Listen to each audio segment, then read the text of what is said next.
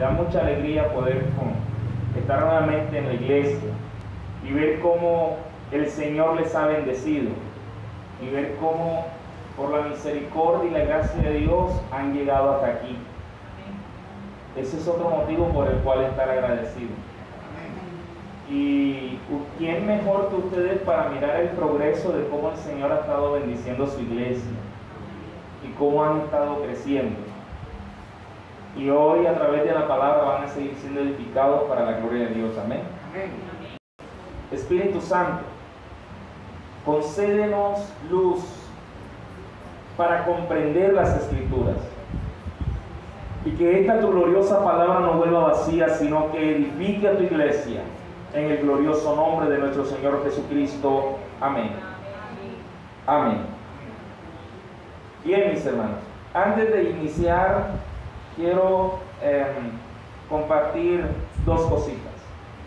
La primera es hacer lo mismo que hice la primera vez que vine aquí. Que usted pueda ver en su Biblia lo que dice 1 de Timoteo 3:16. Que no es primera, es segunda. Siempre acostumbro que la iglesia tenga presente qué es la palabra de Dios. Y que podamos estar seguros de lo que ella dice. Si alguien tiene la versión Palabra de Dios para Todos, que me preste su Biblia porque me gusta cómo lo dice en esa versión. La versión Palabra de Dios para Todos. Toda la escritura es un mensaje enviado por Dios y es útil para enseñar, reprender, corregir y mostrar a la gente cómo vivir de la manera que Dios manda. ¿Están escuchando eso? Y la nueva traducción viviente, ¿quién la tiene? Yo la busco acá.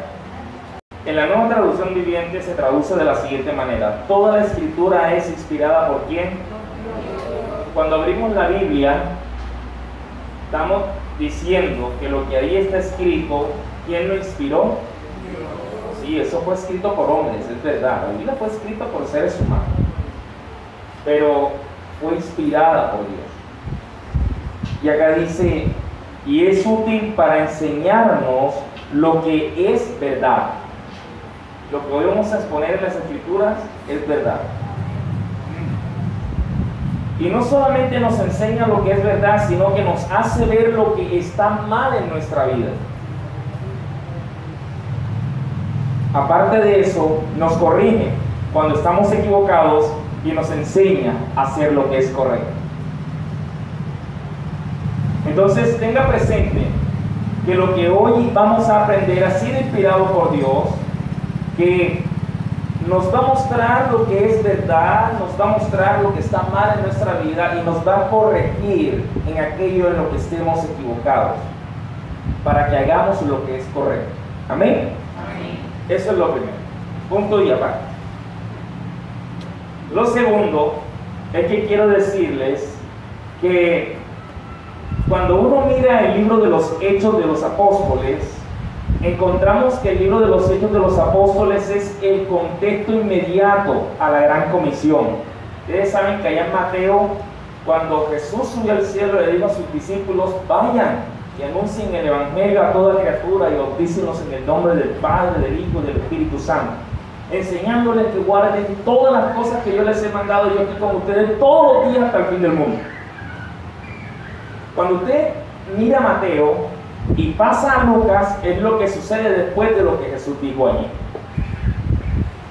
Y en el libro de los Hechos encontramos que desde en el capítulo 1, del versículos 1 al 9, esto no es la prédica, esto es lo segundo que quiero que entiendan para entrar a la enseñanza.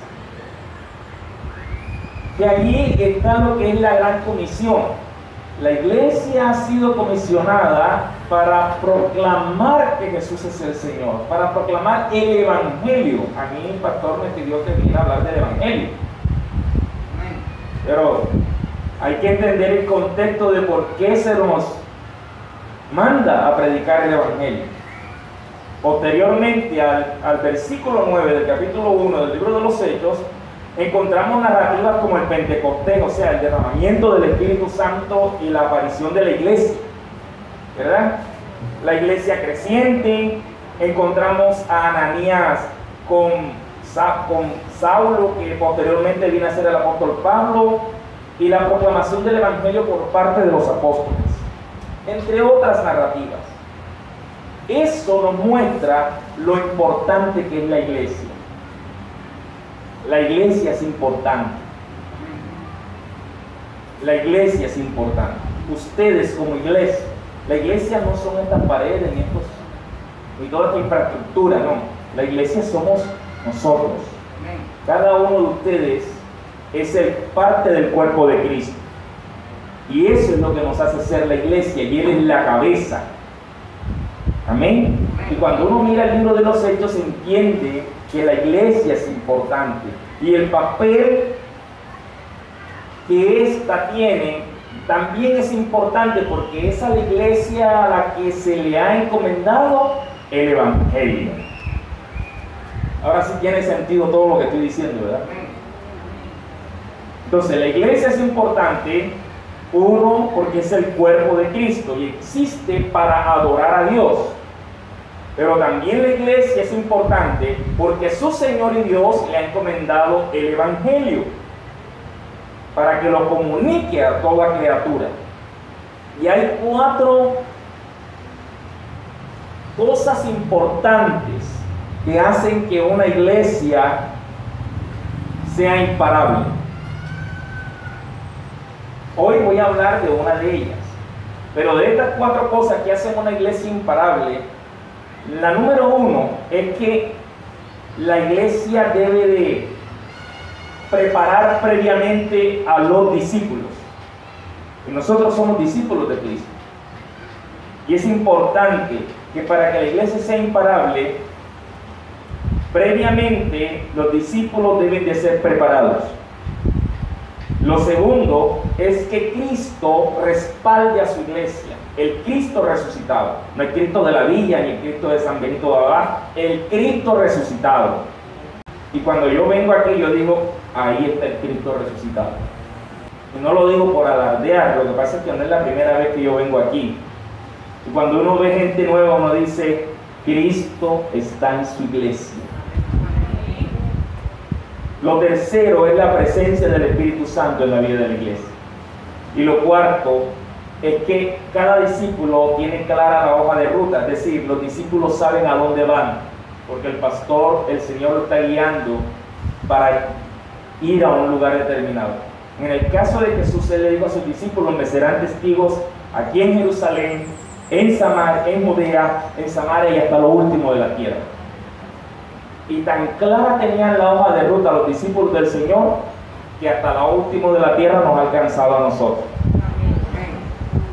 Entonces la iglesia, esta iglesia tiene que tener esas 4 acciones en sí. ¿Y sabe qué va a suceder hoy? Hoy vamos a hablar apenas del primer punto, de la importancia de la preparación previa de los discípulos, de ustedes como discípulos. Y el tema que vamos a estar desarrollando hoy es ese, el Evangelio. Vamos a seguir con ese tema, el Evangelio. Pero vamos a mirarlo desde la perspectiva de la carta de Romanos. Amén. Vamos a estar especialmente en Romanos. Vamos a ver uno que otro versículo, pero para apoyar la idea que está en Romanos. Yo le voy a dejar esto al pastor William, y si alguno se pierde, ¿qué versículo dijo el pastor? Dígale al pastor que le facilite, usted le saca las copias y tiene el material, ¿ya? Y posteriormente puede estudiarlo en su casa. Está siendo grabado el audio. Ok. Posteriormente. Bien, ok. Bien, mis hermanos, entonces el tema es el Evangelio, y el título que le he colocado a esta enseñanza es El Evangelio, un mensaje de esperanza para la humanidad. El texto base va a ser Romanos capítulo 1, el versículo 16 y 17. Sé que ustedes pues son un poquito más evangélicos que yo. ¿Por qué lo digo? Porque quiero que sepan que no voy a predicar en la versión Reina Valera hoy. El evangélico que se respete usa la Reina Valera. Pero yo hoy no voy a usar la Reina Valera. Les voy a decir por qué. Gloria a Dios por la Reina Valera, que nos ha ayudado bastante. Pero utiliza mucho el idioma castellano de España. Entonces, hoy para ustedes voy a estar leyendo en la versión Dios habla hoy. Una versión que tiene mucho más palabras de acá latinoamericanas. ¿Ya? Entonces voy a usar la versión Dios habla hoy. Que entre otras cosas es una versión católica. ¿Oyeron? No soy sacerdote, soy pastor. Hago la aclaración para que ustedes no vayan a estar leyendo y dicen, ay, pero si esto no lo dice mi Biblia. No. La traducción Dios habla hoy es una versión muy interesante. Habla bastante claro en el dialecto nuestro. Usa muchas palabras de nuestro contexto. ¿Ya se ubicaron en Romanos 1, 16 y 17? Bien. En la versión Dios habla hoy dice, no me avergüenzo del Evangelio, porque es poder de Dios para todos los que creen, alcancen la salvación. Los judíos primeramente, pero también los que no lo son. Pues el Evangelio nos muestra de qué manera nos hace Dios justos. Mire cómo lo plantea acá. Nos muestra de qué manera Dios nos hace justos. Esa palabra, subráyela. Las palabras justo, justicia, justificar van a ser palabras claves en la enseñanza de esta tarde. Dice, ¿de qué manera Dios nos hace justos? Es por fe, de principio hasta el fin. Así lo dicen las Escrituras. El justo por la fe vivirá. Pronto ya su versión dice, mas el justo vivirá por fe. Permítanme introducirlos a este tema de la siguiente manera. Muchos evangélicos o católicos no tienen ni la menor idea de lo que es el Evangelio. De hecho, escuchan en las parroquias y en las iglesias, prediquen el Evangelio. ¿Pero qué es el Evangelio? Por lo menos en las iglesias evangélicas el pastor dice, hay que predicar el Evangelio. Pero previamente a la Semana Santa, el sacerdote en las parroquias hace el miércoles de ceniza, y el miércoles de ceniza toman las cenizas y se la imponen a los feligreses y le dicen, conviértete y cree en el Evangelio.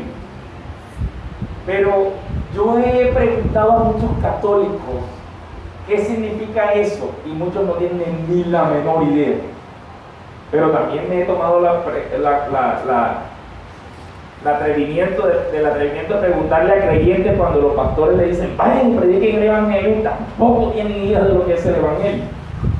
Mis hermanos queridos, hoy Dios nos dé la sabiduría para comprender qué es el Evangelio. Y es importante entender que el sentido que expresa la palabra Evangelio es una buena noticia, así de sencillo. Listo, se acabó. Me voy muy bien. ¿Ya? Eso es el Evangelio. Una buena noticia. No, pastor, eso no es suficiente. Bueno, vamos a echarle. El Evangelio es una buena noticia. Una buena noticia. Actualmente, Dios concede a la iglesia el privilegio de comunicar esa buena noticia y esa gran verdad a toda la humanidad. Hoy estaremos reflexionando en el primer punto de lo que les estuve hablando ahorita, la preparación previa de los discípulos. ¿Con qué fin?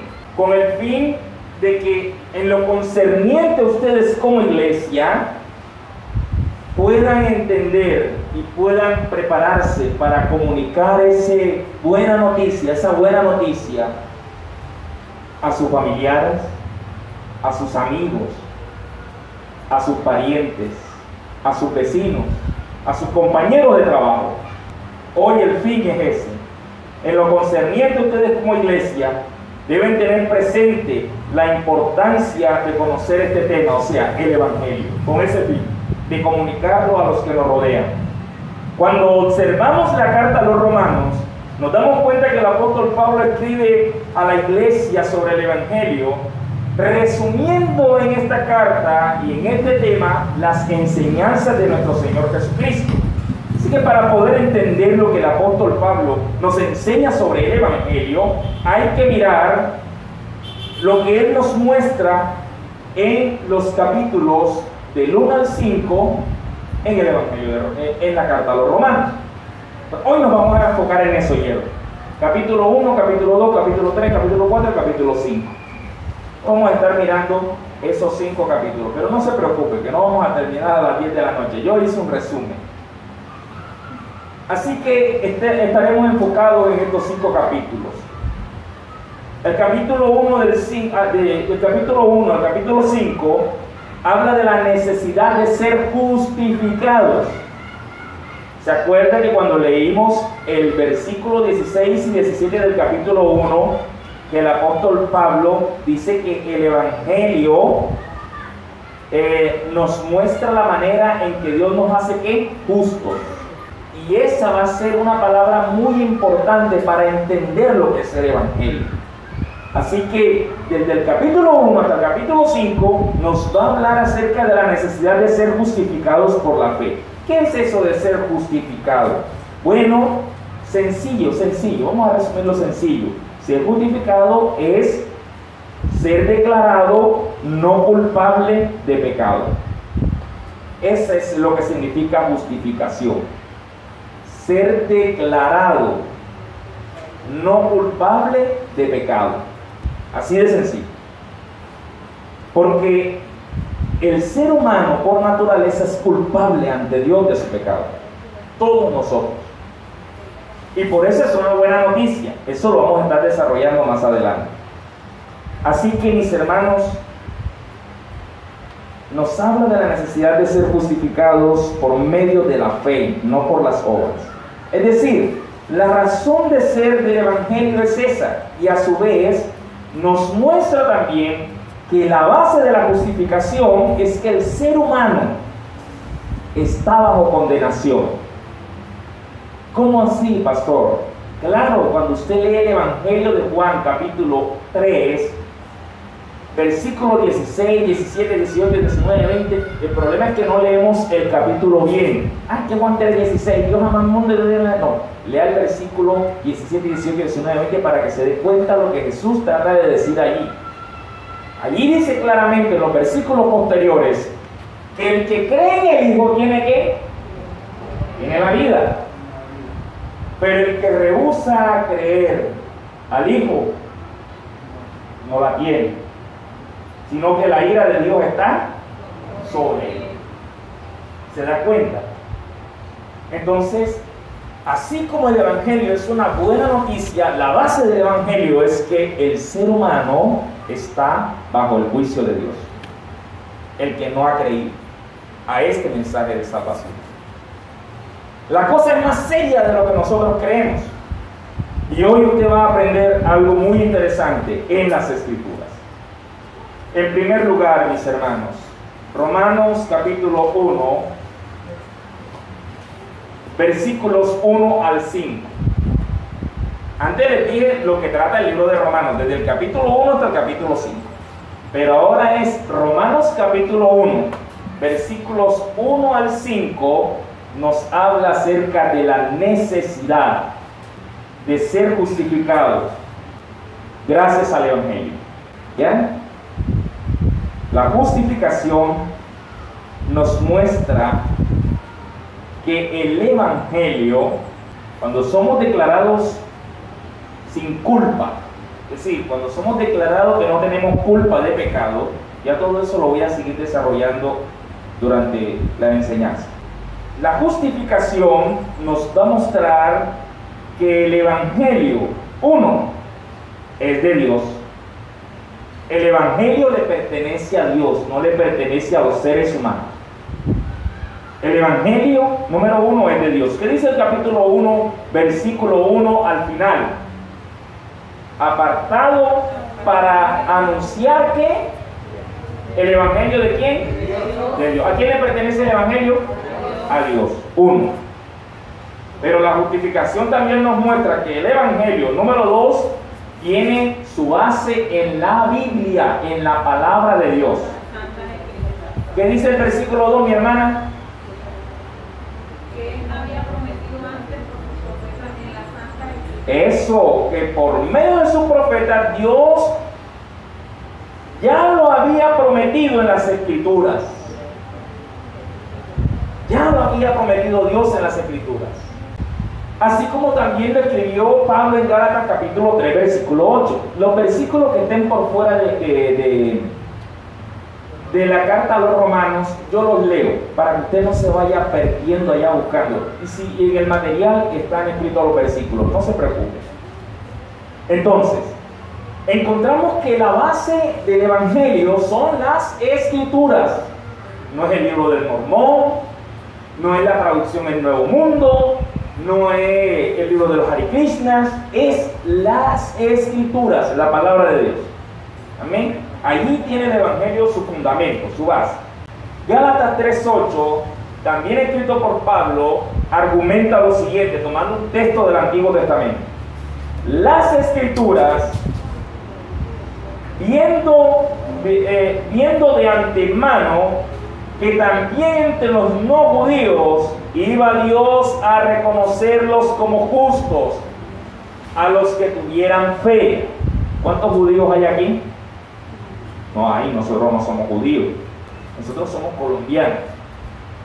Y dice claramente en las Escrituras que Dios había previsto que los no judíos que tuvieran fe también fueran justificados. Así que usted no es judío y yo tampoco, pero tenemos que fe. Y gracias a esa fe en Cristo, usted y yo hemos sido declarados sin qué, sin culpa de pecado. Vamos, métase eso en la cabeza. Justificado, ser declarado sin culpa de pecado. ¿Ya? Como lo había Dios prometido a Abraham, esta buena noticia, todas las naciones serán benditas por medio de ti.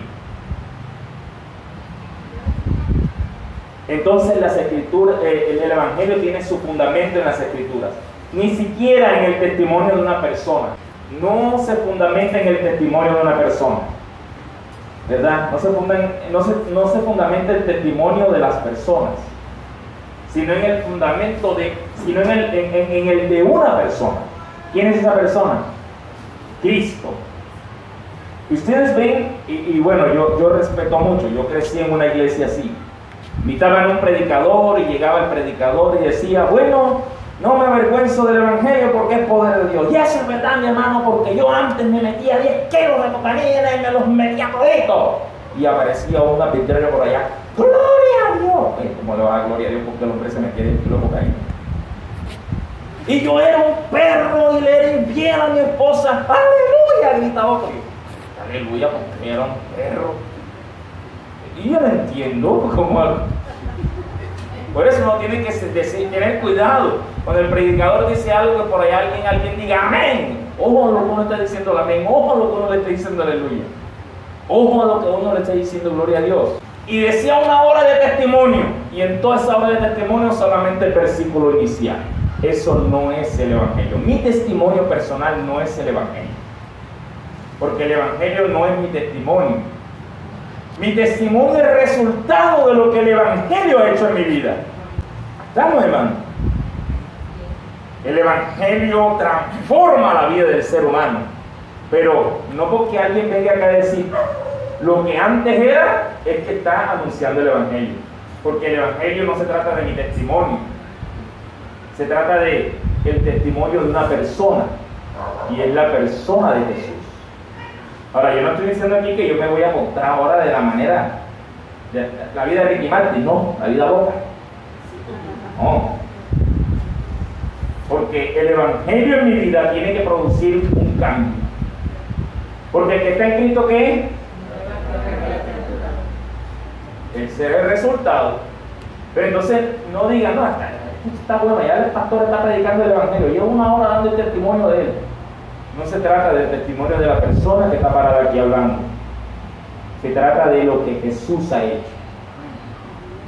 Sigamos, mis hermanos. ¿Cómo vamos hasta ahí? ¿Estamos bien, verdad? Bueno, gloria a Dios. Si no ha entendido algo, no le dé pena. Levante la mano que yo repito. Lo importante es que hoy usted entienda con claridad qué es el Evangelio y la importancia del Evangelio en la iglesia. Bien, mis hermanos, no se trata entonces, tenga eso presente, no se trata de mi testimonio, de las personas, sino del testimonio de una persona, de la persona de Jesús. Y el resultado se ve en mi vida, porque me transforma. Y en tercer lugar, la justificación nos muestra que el Evangelio habla es de Jesucristo. ¿Qué dice el versículo 3? Acerca de su Hijo, nuestro Señor Jesucristo, que era el linaje de David. Hasta ahí, mi hermana. Este mensaje trata de su Hijo Jesucristo, dice la versión Dios habla hoy. Recuerde que el Evangelio es una ¿qué? Una buena noticia, ¿verdad? Que hay que comunicar, que hay que anunciar. Y el versículo 3 Pablo dice que ese mensaje trata de su Hijo Jesucristo, nuestro Señor. Dice acá la versión Dios habla hoy. ¿Te das cuenta? Entonces, ¿de quién es el Evangelio? De Dios. ¿En qué se fundamenta? En la palabra. ¿Y de quién habla? De Jesucristo. Entonces yo no entiendo por qué un predicador a una iglesia da su testimonio. Si está hablando de él, no está predicando el Evangelio, está hablando de él. Pero cuando alguien se para en el púlpito y empieza a proclamar quién es Jesús, está anunciando el Evangelio. Ahora, encontramos algo interesante que apoya esa verdad en el Evangelio de Lucas. El capítulo 24, versículo 44 al 48, hay una narrativa muy interesante allí. Jesús había muerto, era domingo de resurrección. Ya era casi la noche, era como esta hora, todavía estaba así un poquito claro. Iba un discípulo para su casa en Emaús, camino a Emaús, llamado Cleofas, con su esposa María.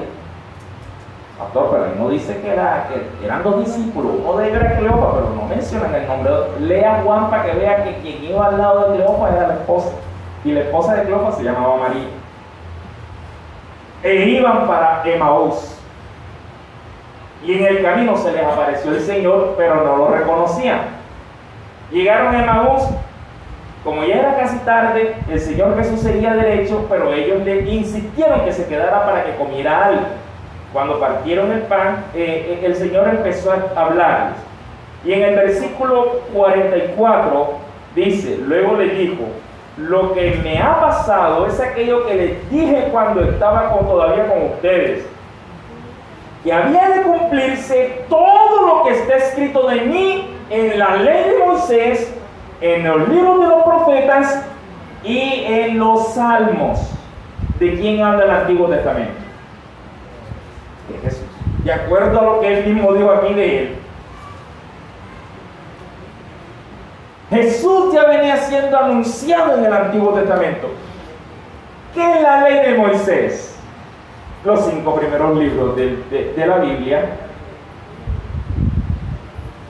Génesis, Éxodo, Levítico, Número, Deuteronomio. Esa es la ley de Moisés. Pero también dicen los profetas. Todos los profetas, todos los hombres que para los judíos eran profetas. En los libros de los profetas hablan de Cristo también. Ahí está el mensaje del Evangelio. Y en los salmos, maravilloso. Entonces, esto nos dice una verdad. Jesús es el centro del Antiguo Testamento.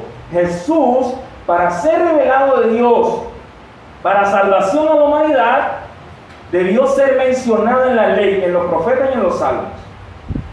Así que, mis hermanos queridos, tanto la Torá, que está dividida en estas tres partes, la ley mosaica, los profetas y los salmos, todo eso tiene el mensaje oculto del Evangelio, proclamando que Jesús era el Mesías venidero. Usted sabe en Génesis quién es la simiente que pisaría a la serpiente. Cristo. Él es la simiente verdadera. En Éxodo, Él es el verdadero Cordero Pascual. ¿Se dan cuenta? En el libro de Isaías, Él es el príncipe de paz. Uy, se me puso la piel de gallina. En Malaquías, el último libro de la Biblia, Él es el sol de justicia. ¿Se da cuenta, mi hermano? Mi hermana. Todo el Antiguo Testamento gira alrededor de Jesús. El libro de Josué, Él es el verdadero Salvador. En el libro de Nehemías, Él es el verdadero constructor de los muros caídos. En el libro de los Salmos, Él es el buen pastor. ¿Qué más quiere? ¿Qué otro libro? Allí, en el libro de Jeremías, Él es el profeta que llora por su pueblo que está descarriado. Uy, tremendo. Tremendo, mis hermanos. Estamos aprendiendo algo nuevo hoy. Jesús es el centro de las Escrituras. Hermano, si está cansado, levántese un momentico y se vuelve a sentar. Lo dejamos para otro domingo, seguimos. Sí. No nos dicen que no, pastor, hay que seguir. Pero sigamos, no nos vamos a detener allí. Ya después, allí podemos ir aprendiendo otras cosas. Entonces, mis hermanos, ¿para qué predicar el Evangelio? Es otra pregunta. ¿Para qué predicar el Evangelio? Para que los que oigan el Evangelio obedezcan a la fe. El Evangelio debe predicarse a toda criatura. Se nos encargó, oído, usted y a mí se nos encargó predicarlo. Jamás y nunca se nos demandarán los resultados de nuestra predicación. Es decir, a usted se le encargó simplemente de predicar el Evangelio, no lo que pueda resultar de esa predicación o de ese anunciar la buena noticia. ¿Ya? ¿Por qué lo digo? Porque quizás algunos de ustedes se estén preguntando, oye, háblele a mi vecino, háblele que háblele a mi vecina, háblele que háblele a mi marido, háblele que háblele a mi esposa, háblele que háblele a mis hijos. Y no pasa nada. ¿Cuántos se sienten así?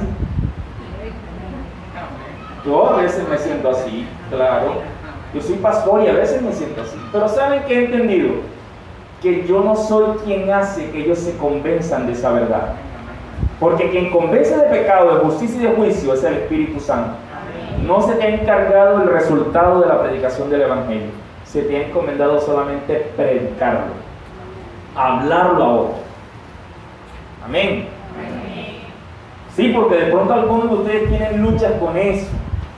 Pero bueno, eso no es tu problema. ¿Ya? No es tu problema. Porque quien convence de pecado, de justicia y de juicio es el Señor Jesucristo.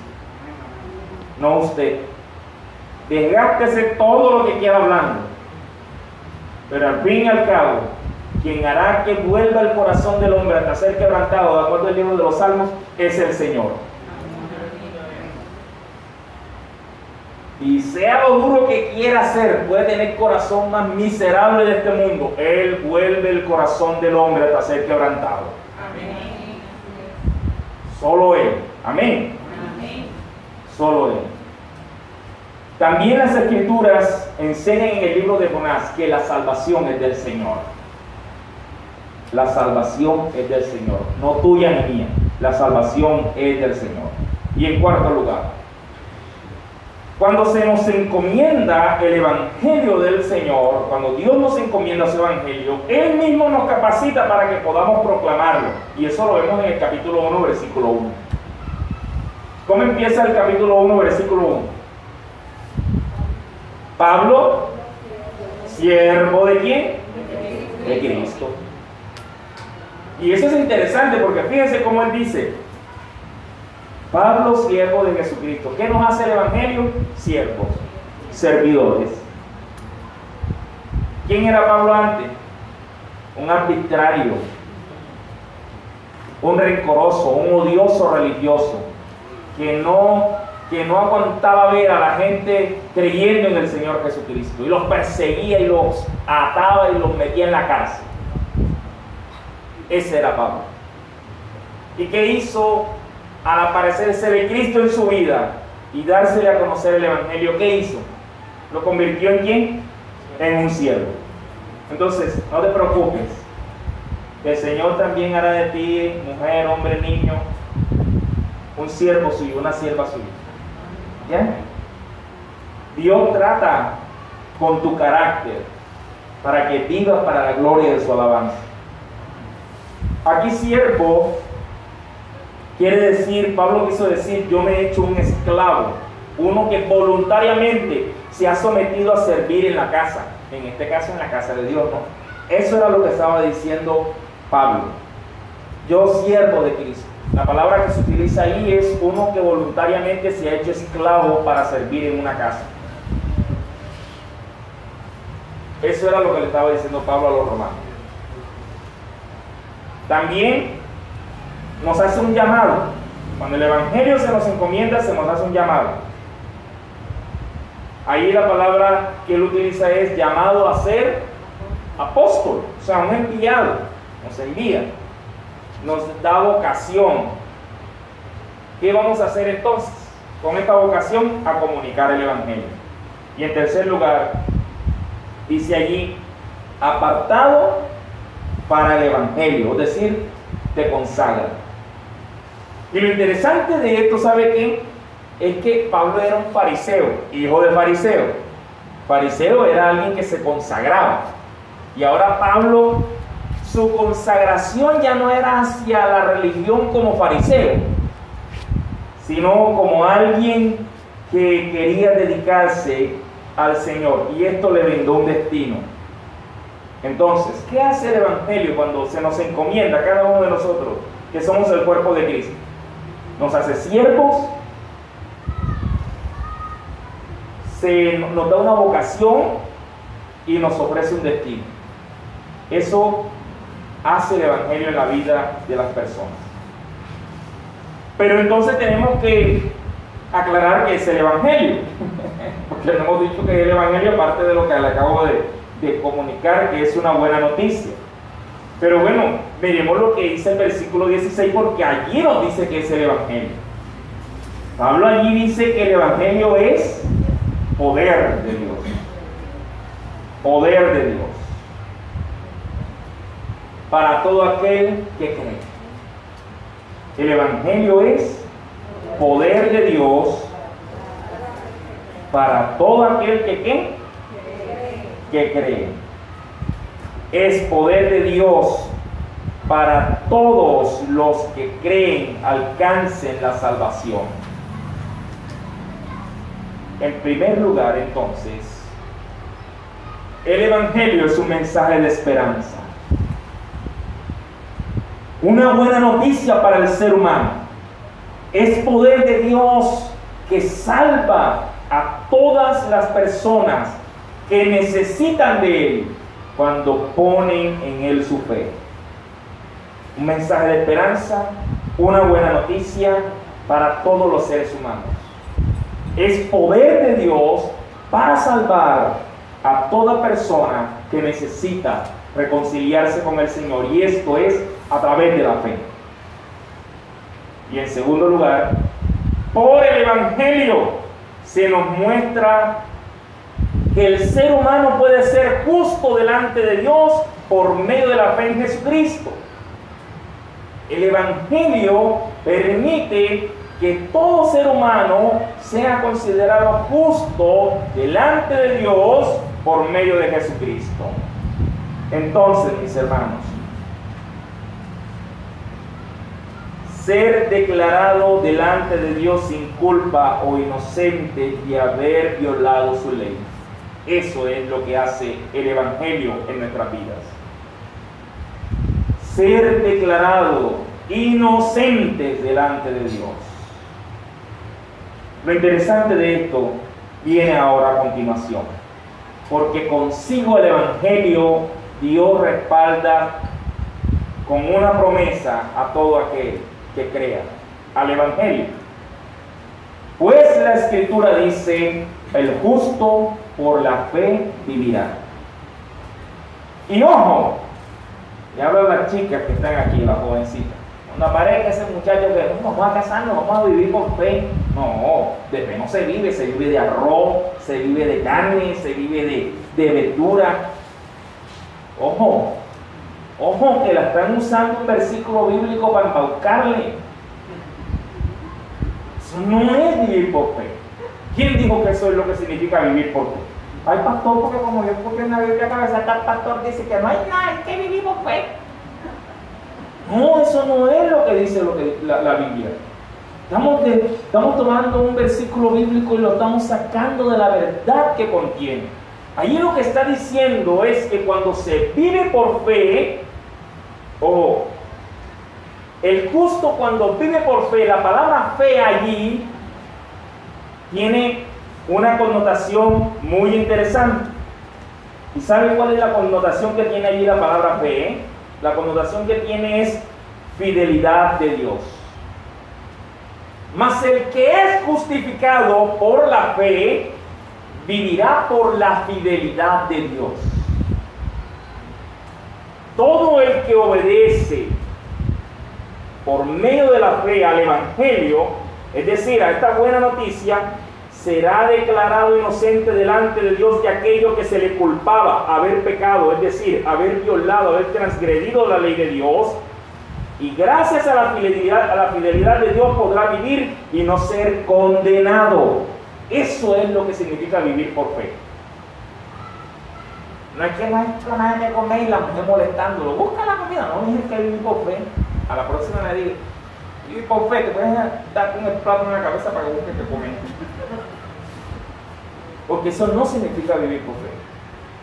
El justo que vive por fe significa que tiene entendido en su mente, entiende que gracias a la fidelidad de Dios sus pecados han sido perdonados y que ahora de esos pecados no se les va a culpar. No se les va a culpar. Por eso el Evangelio es una buena noticia. No, pero ahora viene lo más emocionante, mis hermanos. Agárrense. ¿Por qué nos dio Dios el Evangelio? Otra pregunta. La tercera pregunta. ¿Por qué Dios nos dio el Evangelio? Bueno, la respuesta es sencilla. Porque todos los seres humanos merecen muerte. La muerte. Porque todos los seres humanos merecen la muerte. Y eso es lo que dice Romanos 3:23. El pago que da el pecado es la muerte. Así lo dice la versión de Salvador. El pago que da el pecado es la muerte. Entonces el ser humano está bien problemado con Dios. Porque el ser humano por naturaleza es pecador.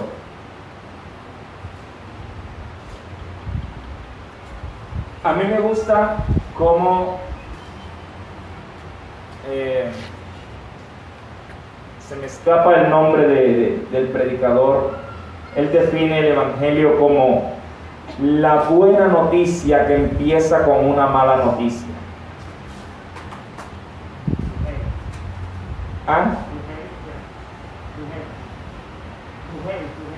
Sí, Michel Sugel. El Evangelio es la buena noticia que empieza con una mala noticia. Y ahora vamos a hablar de eso. ¿Por qué Dios nos tiene que dar el Evangelio? Claro, el Evangelio es de Él, ¿se acuerdan? Capítulo 1 de Romanos. El Evangelio es de Dios. Dios nos tiene que conceder gratuitamente el Evangelio. Porque estamos emproblemados. Toda la humanidad está emproblemada. Y por eso Dios tiene que darnos el Evangelio. En la persona de su Hijo. Vamos a ver eso ahora. Porque el pago que nosotros merecemos es la muerte. De acuerdo a lo que el apóstol Pablo nos escribe a partir del capítulo 1, versículo 18, hasta el capítulo 2, versículo 29, nos muestra quiénes son merecedores de la ira de Dios. Y dice el Evangelio, ¡ay, de la que me salté! yo le voy a mostrar que hasta usted y yo somos dignos de la ira de Dios. Pastor, no diga eso, yo voy a reprender al diablo y el católico se resigne. No, yo le voy a mostrar a través de la Biblia que usted y yo somos merecedores de la ira de Dios. Uy, se me peligró el pellejo otra vez. 0 y van 2. Vamos a ver eso en las Escrituras. Esto nos muestra que todos somos merecedores de la ira de Dios. Entonces hablemos de la mala noticia. Hablemos de la mala noticia. ¿Quiénes han pecado? Así es, todo el mundo, todo el mundo. Y dice el otro, no me metan en ese saco, yo me arrepentí. ¿Quiénes han pecado? Bueno,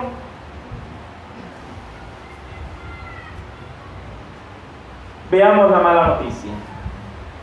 Antes de ver la mala noticia, observe lo que los versículos 18 al 21 nos va a decir. Los versículos 18 al 21, estamos en el capítulo 1 de Romanos. Ay, pastor, y faltan 4 capítulos. No se preocupen, yo hice un resumen. Del 18 al 21 nos va a enseñar que el ser humano se ha hecho injusto. Si notan que la palabra ahí, justicia, justo, injusto, es la que más se repite. El ser humano se ha hecho injusto, es decir, pecador, y tiende con sus acciones ocultar lo que es verdad. 1, 2. Nos dice que el ser humano ha negado a Dios a pesar de tener las evidencias de su existencia. ¿O usted cree que somos producto de la casualidad? O sea, que la casualidad hizo el palo de mango ese, que la casualidad hizo el sol, que la casualidad hizo la mar de sal y el bejuco que está ahí, los patos que están del otro lado, las gallinas que tiene la vecina, los huevos que pone la gallina. O sea, todo eso es producto de la casualidad. Y usted, cuando se va la luz por aquí, que mira para el cielo y ve ese pocotón de estrellas y las nubes, ¿usted cree que todo eso es producto de la casualidad? El perro que se le para al lado y usted le dice pase, ¿eso es producto de la casualidad? Ojalá usted tuviera la oportunidad de ver su organismo por dentro, lo maravillosamente sincronizado que está. Una célula, que es la unidad básica de la existencia de la vida, está tan bien diseñada y tan bien organizada que si tan solo parte de ella tuviera algo puesto donde no va, no pudiera funcionar. Estamos tan bien diseñados que nos quitan un riñón y quedamos viviendo con uno. Que nos quitan un pulmón y quedamos viviendo con uno. Que nos quitan el corazón y fuera. Que le quiten el corazón a Dios, lo que te guarde el cielo, ¿verdad? Eso es lo que ha hecho la maldad en el ser humano. Lo ha llevado irracionalmente a creer que Dios no existe. El ser humano ha negado a Dios. Dice el necio en su corazón, no hay Dios. Pero si estás convencido de ello, muéstramelo. ¿Tú lo has visto acaso? No, yo no lo he visto. Entonces, ¿por qué estás tan seguro? Porque no podemos ser producto de la casualidad. Usted y yo no podemos ser producto de la casualidad. Alguien te tuvo que haber creado. Y entonces salía el arbitrario, ay, ¿y si a mí me creó Dios? ¿Quién creó a Dios? Ajá, ¿y cómo le respondes a su hijo? Dios no ha sido creado, Dios es eterno. Nosotros somos criaturas y en nuestro plano tiene lógica el crear cosas. De hecho, usted se pone a imaginar algo y usted lo puede crear a partir de algo. Pero Dios de la nada creó todo. Y Él no puede ser creado porque Él no hace parte de esta esfera en la que nosotros nos encontramos. Él está por fuera de todo esto que nos rodea. Sí, es fácil, porque en términos humanos las deidades romanas y estas deidades griegas han sido creadas a partir de la imaginación humana. Pero Dios no es como esos dioses. Los dioses de la tierra que dice el libro de los Salmos son ídolos hechos por manos de hombres, pero a Él nadie lo ha creado. Nadie lo ha creado. Él siempre ha sido y siempre ha existido. Pero el ser humano niega esa verdad. por su pecado. Pero también nos enseña que el ser humano se ha llenado de tanta soberbia que su soberbia lo ha llevado a hacerse dioses y se ha hecho Dios a sí mismo. Eso lo dice los versículos 18 al 21. Dejaron la gloria incorruptible de Dios y la cambiaron por imágenes de animales, de cuadrúpedos, de reptiles, y ellos mismos se hicieron dioses. La religión actual, ¿sabe cómo se llama? El humanismo. El ser humano es el centro del universo y fuera de él no hay nadie. Allá ha llegado nuestra soberbia como seres humanos. Por tal razón ningún ser humano tendrá excusa, dice el Evangelio, cuando deba presentarse delante de Dios. Esa misma idea nos muestra que el ser humano ya no tiene ni idea quién es Dios. Y yo les voy a decir una cosa, les voy en esta noche a que puedan entender algo, cuando sientan en peligro su fe. Supongamos que Dios no existe. Dos perspectivas. La perspectiva de que Dios existe y la perspectiva de que Dios no existe. Si Dios no existe y nosotros seguimos viviendo de acuerdo a lo que aprendimos de la Biblia, el día que nos muramos simplemente no tenemos nada que perder, ¿o sí? No, porque Dios no existe nada. Es más, yo creo que hay que meterse en el ponche de Ricky Martin a vivir la vida loca. Porque si Dios no existe y no hay nadie, el día que uno se muere ya no hay más nada, hermana. Entonces, ¿para qué seguir viviendo en santidad? Pero bueno, veamos el otro panorama. ¿Y si sí existe? Y el día que yo me muera y me presente delante de él y tenga que darle cuenta, entonces ¿qué? ¿Quién tiene más que perder? ¿El creyente o el no creyente? El no creyente tiene más que perder. Porque si Dios no existe y yo soy creyente y me muero, pues no perdí nada, nada más fue que no me emparrandé, no le voy infiel a mi esposa y viví una vida, pero no tengo nada que perder.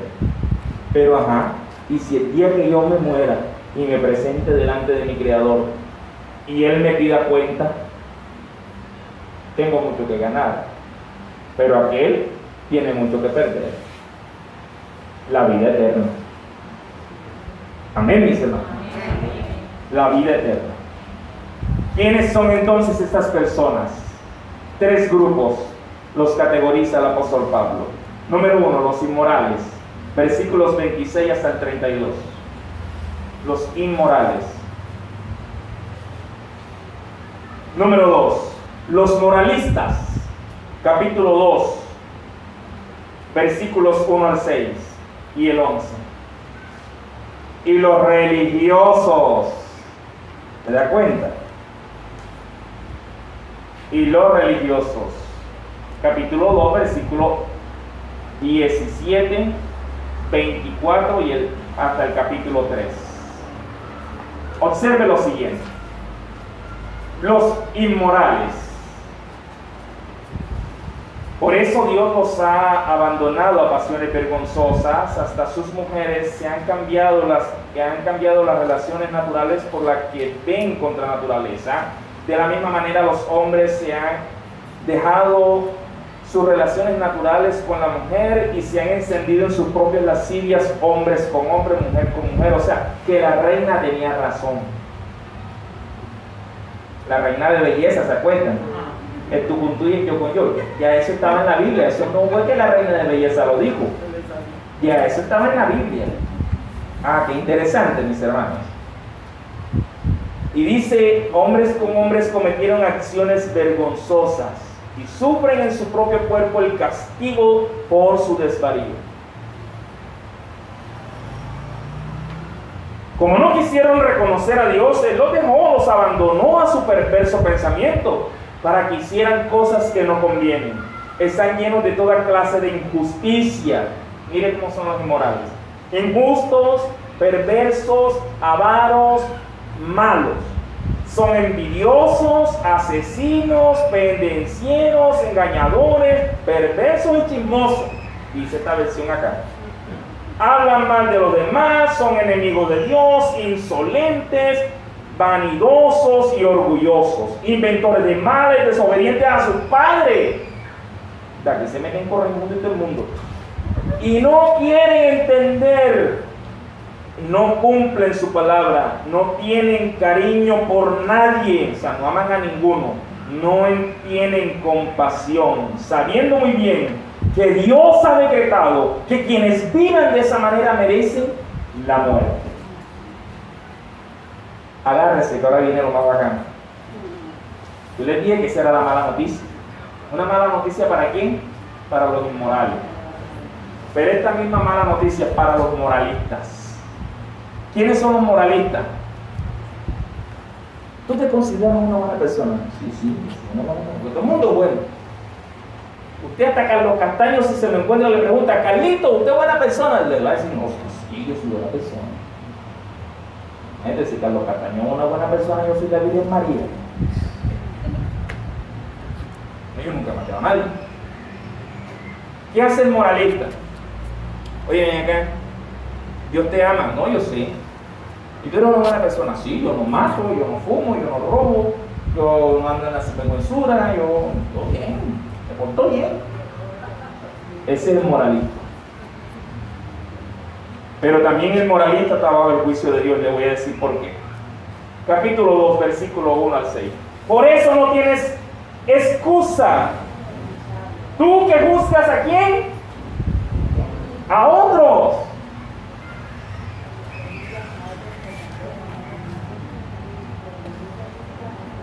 Tú que juzgas a otros.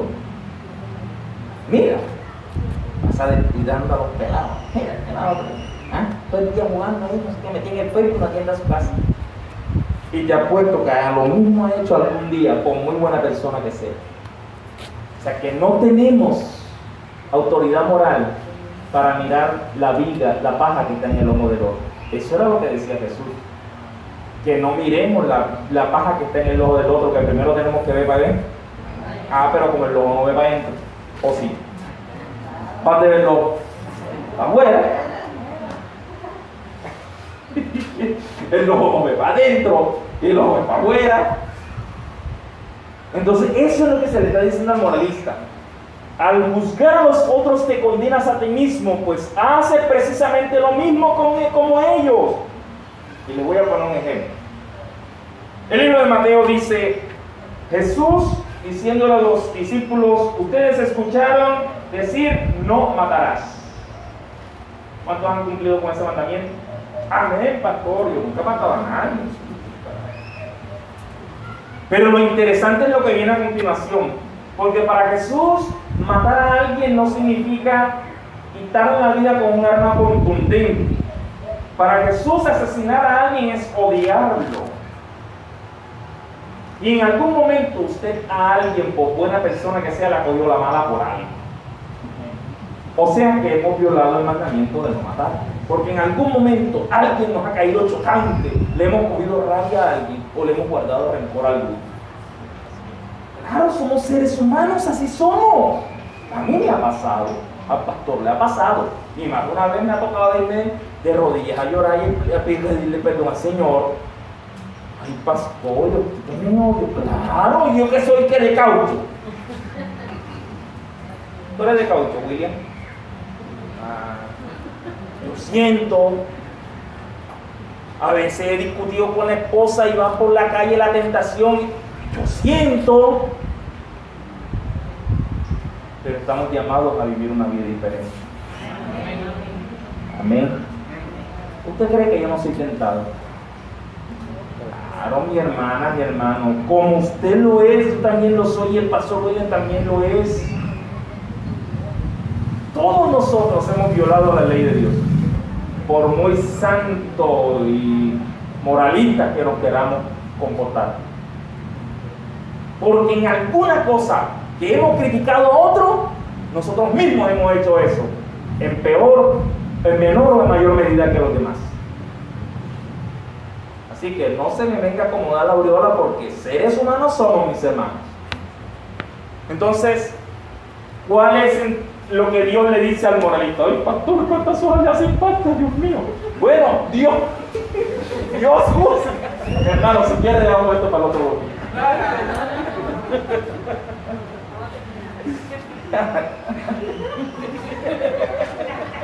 Esa es la actitud cierta.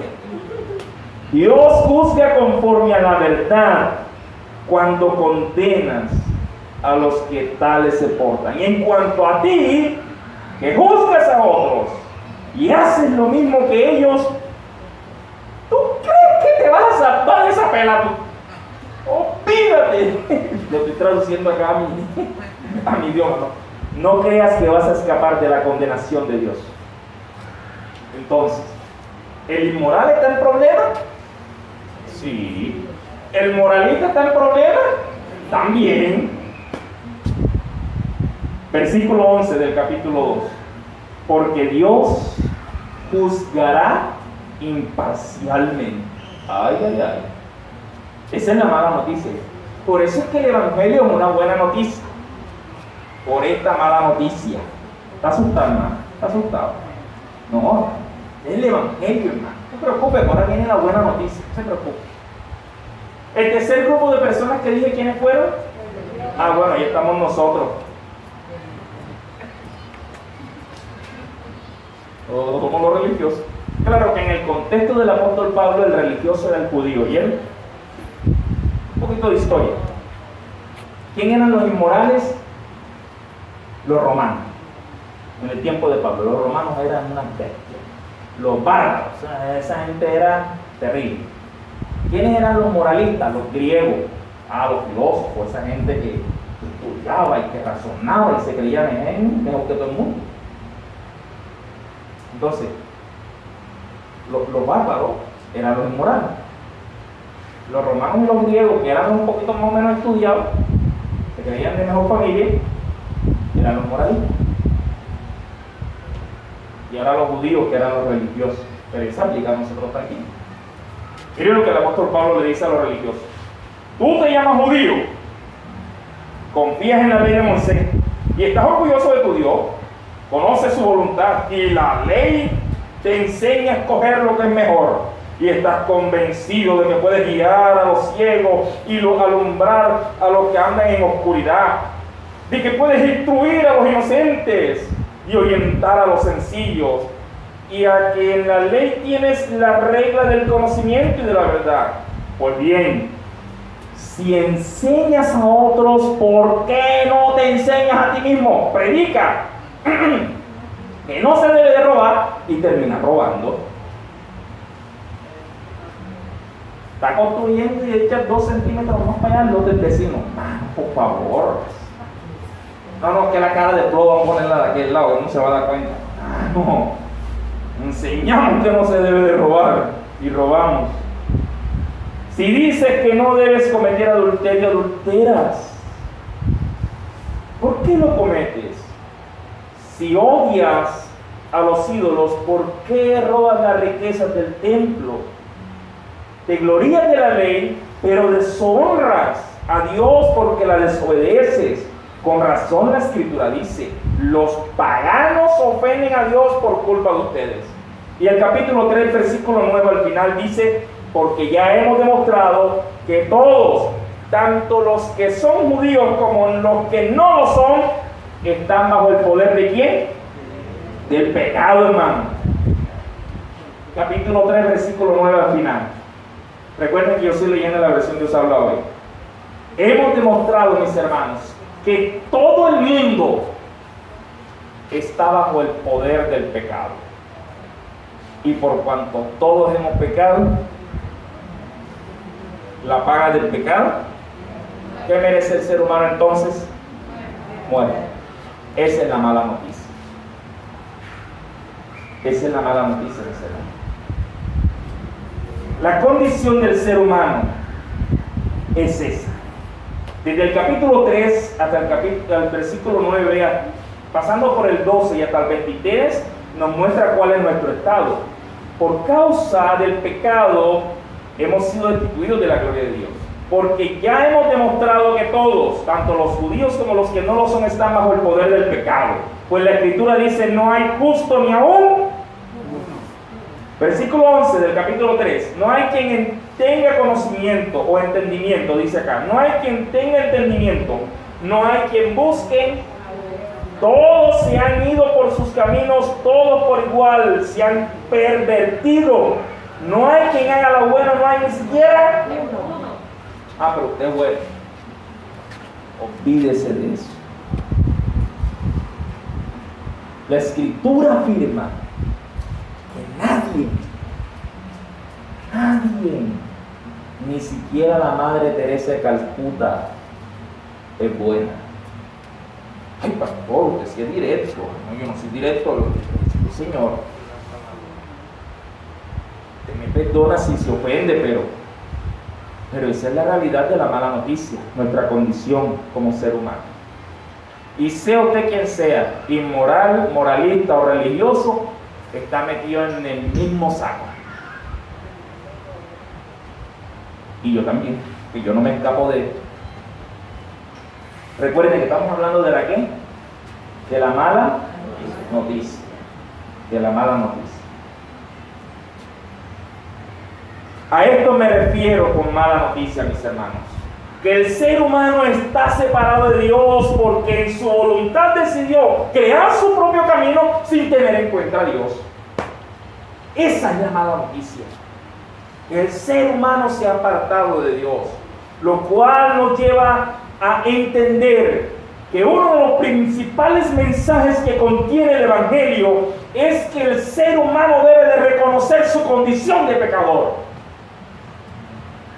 ¿Ya se da cuenta por qué usted está predíquele y no se ha convertido? ¿Ya se da cuenta? ¿Por qué? Porque no ha reconocido su ¿qué? Su condición de pecador. Pero usted no es quien lo convence de tal cosa, es el Espíritu Santo el que va a convencer a esa persona de pecado. Conmigo lo hizo a la edad de 12 años.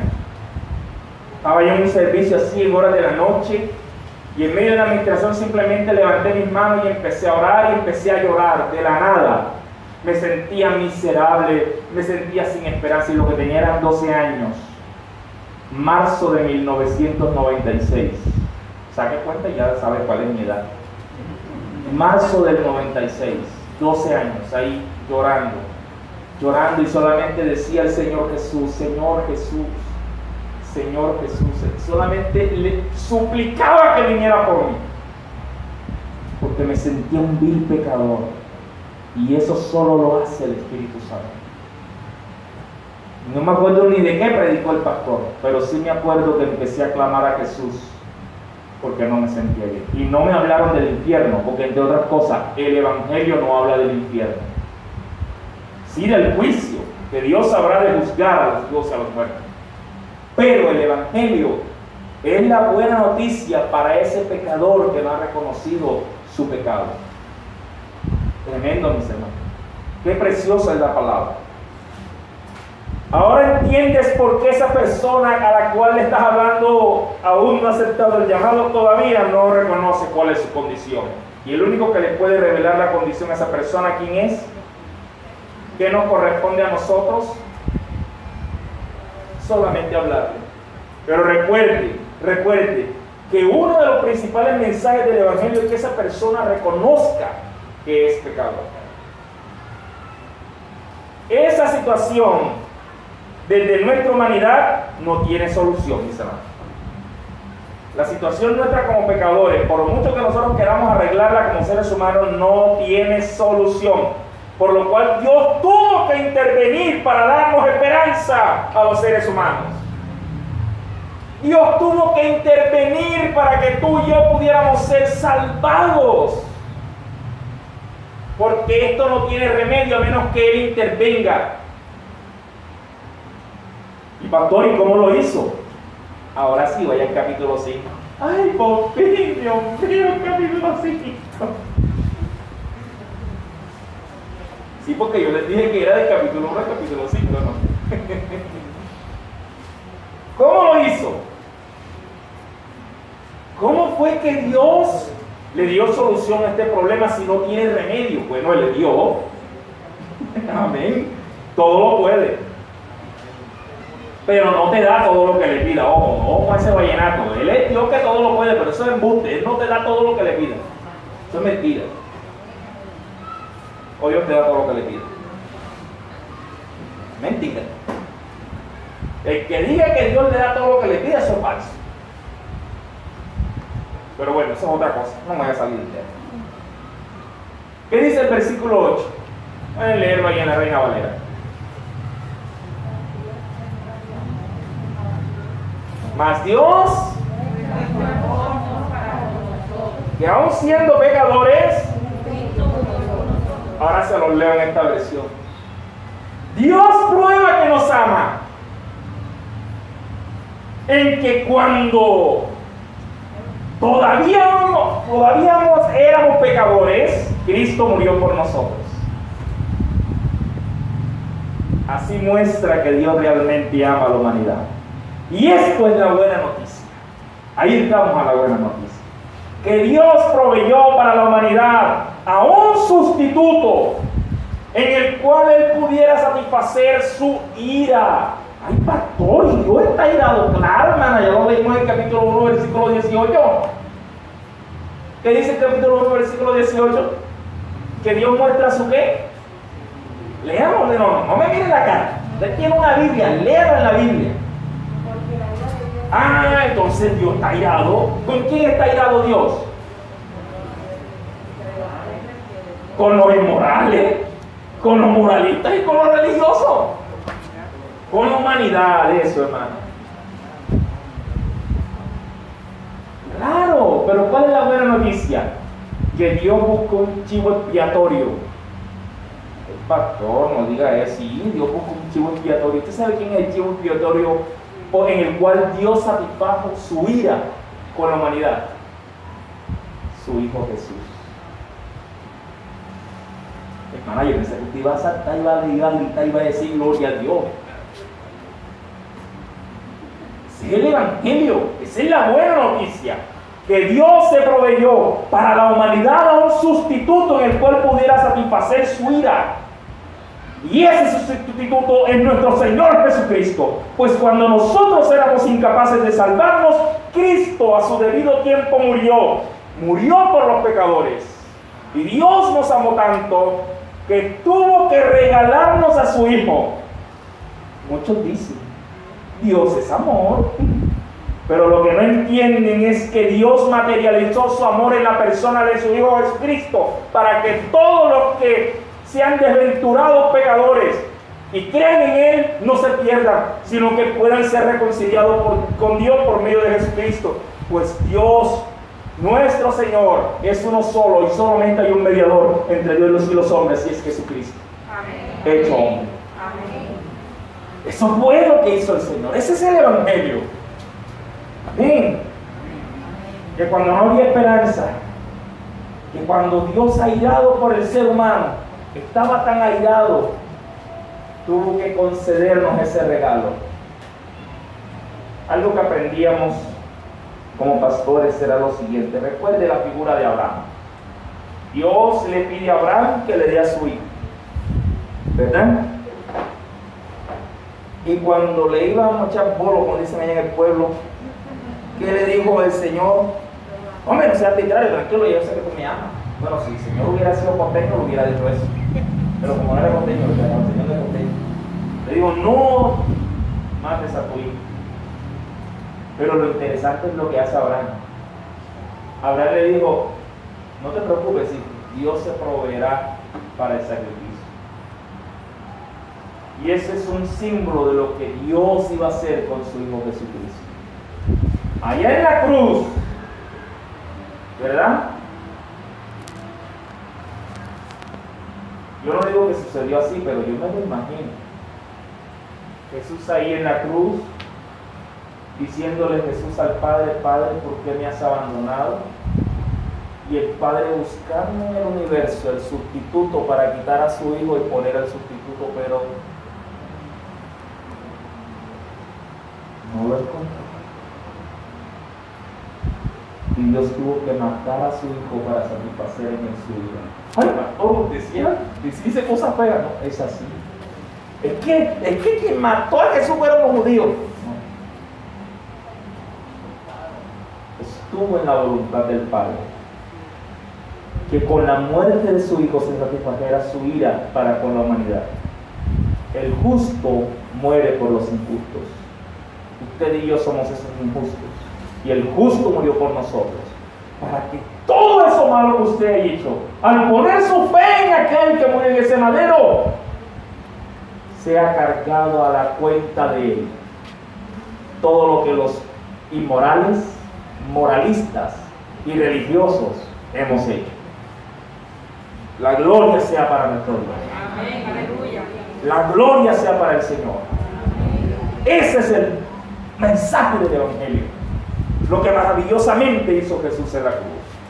Y finalmente, ¿cómo podemos entonces acceder al beneficio del perdón y la reconciliación? El versículo 1 del capítulo 5. Jesús es el único que nos puede acercarnos a Dios. Creer en Dios. Muchos, al poner su fe en Jesús, pueden ser reconciliados con Dios. ¿Qué dice el versículo 1 del capítulo 5? ¿Qué es ser justificado? ¿Ser declarado qué? Sin culpa. Entonces, ¿por quién somos justificados? Por Jesucristo, mediante la ¿qué? La fe. ¿Qué trae eso como resultado? ¿Tenemos qué? Paz para con quién. ¿Por qué tenemos paz con Dios? ¿La paz con quién se hace? ¿Con los amigos o con los enemigos? Pues muy mal. ¿Quién dijo que la paz se hace con el amigo? La paz jamás ni nunca se ha hecho con los amigos. ¿Con quién se hace la paz? Con los enemigos. Oiga, la paz no se hace con los amigos. La paz se hace con el enemigo. Y nosotros éramos enemigos de Dios. Él estaba irado con nosotros. Y Jesucristo, su sacrificio perfecto en la cruz, mire lo que hizo. Te declaró sin culpa y te puso en paz con Dios. Maravilloso. Maravilloso. Ya no le debemos nada al Señor. Jesús pagó la cuenta. ¿No le parece eso interesante? Miren, mi hermano. Pero aquí hay un problema. ¿Y cuál es el problema? Que nos dice allí que es por medio de la fe en Jesucristo, ¿verdad? Y yo en una ocasión le pregunté a muchas personas, ¿y tú crees en Dios? A cualquier persona. ¿Tú crees en Dios? No, sí, claro. Y es que nosotros somos religiosos por naturaleza. Miren, el latinoamericano que se respete cree en Dios. Imagínate si en esto donde nosotros, en este rancho en el que nosotros vivimos, cuando llegaron los europeos, lo primero que hicieron a poner un pie en el piso fue clavar una cruz. Imagínense lo religiosos que somos. En el descubrimiento de América, cuando Cristóbal Colón llegó a las Américas y se puso los pies en la tierra, lo primero que hizo fue clavar una cruz. Así de religiosos somos. Más de 500 años. ¿Cómo no vamos a ser religiosos? Somos religiosos por naturaleza. Pero escúcheme lo siguiente, y eso es lo que usted tiene que procurar en el Evangelio, porque ya eso sí es responsabilidad suya.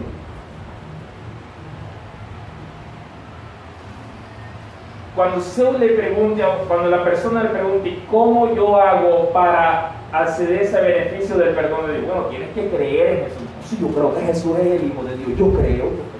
Claro, tiene un creer tradicional religioso. Tiene un creer cultural, porque de niño nos echaron agua bendita en la cabeza. Desde niño estamos viendo la cruz, estamos viendo el crucifijo, estamos viendo a la Virgen, estamos viendo a San José. Desde niño hemos crecido en este camino y creemos de manera religiosa en Dios, de manera cultural, pero no es un creer bíblico.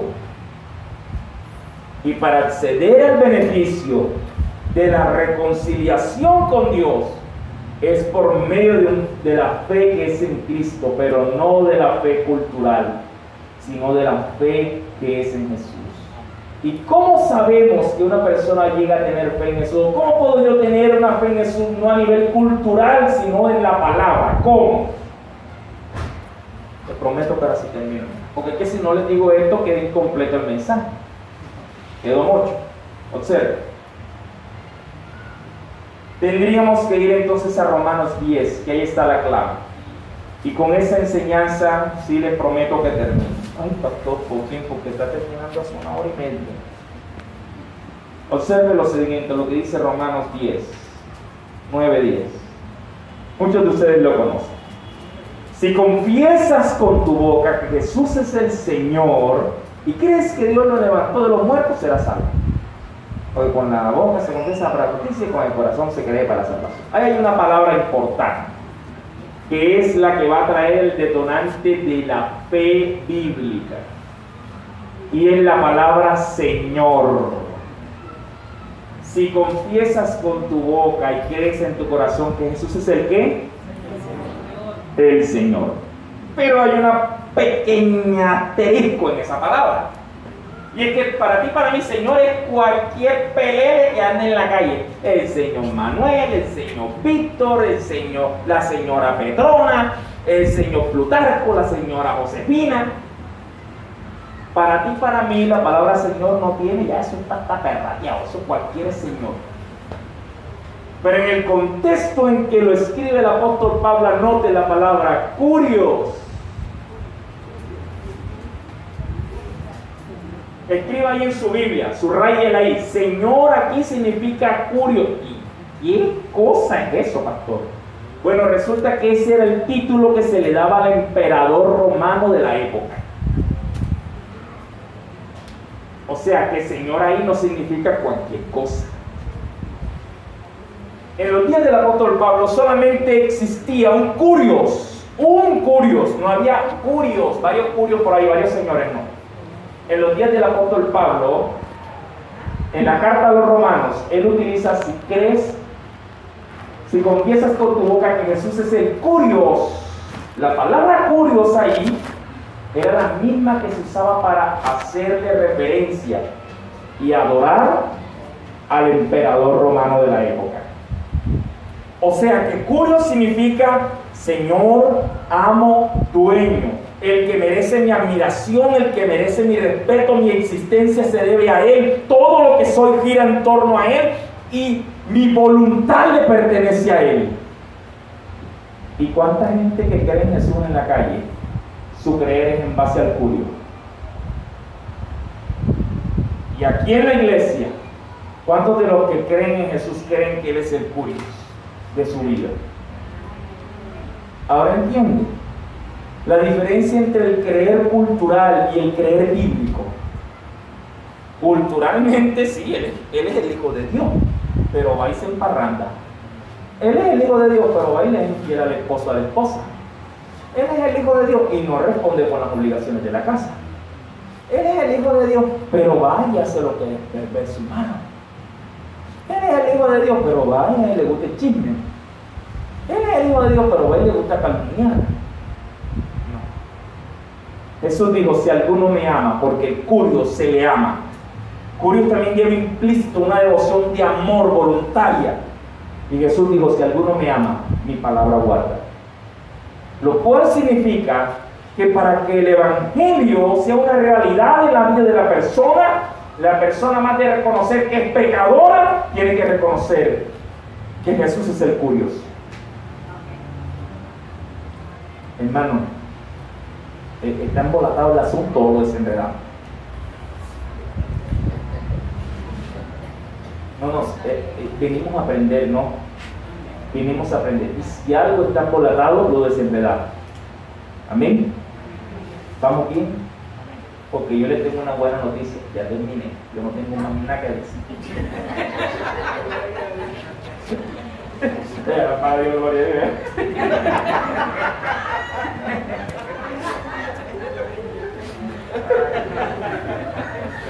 No, verdad, hermana, yo tengo más nada que decir. Esa es la verdad. El fin del Evangelio, que la persona reconozca que es pecador. Y el tocado final, que esa persona reconozca que Jesús es el Señor. Pero usted sabe que ahí que Señor no es cualquier palabra. Señor aquí es curios. El Señor, le pertenezco, mi vida gira en torno a Él, todo lo que soy, mi existencia es por Él. Le debo amor, devoción, respeto. ¿Cómo será que en ese tiempo, cuando iban cómo en ese tiempo era ilegal ser cristiano? Los encerraban, los tiraban en el circo romano para que se los comieran los leones. Y ustedes saben cómo se pillaban a los cristianos en esa época. Cogían una estatua así como cuando salen las procesiones, así.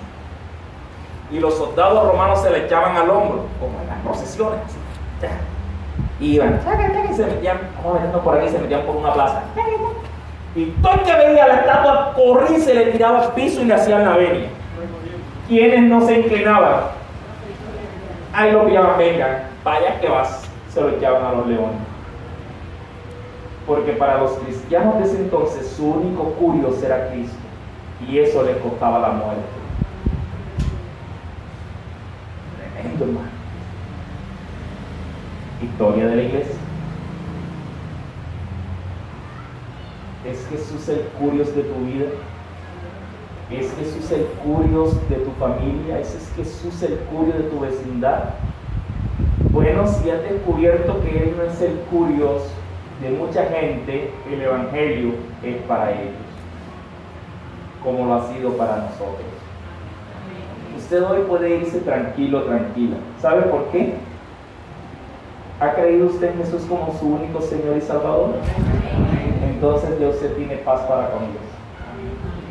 Que aunque es merecedora de la ira de Dios, ya esa deuda la pagó su Señor y Salvador.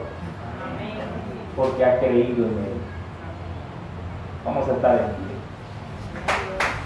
La gloria sea para el Señor. Amén.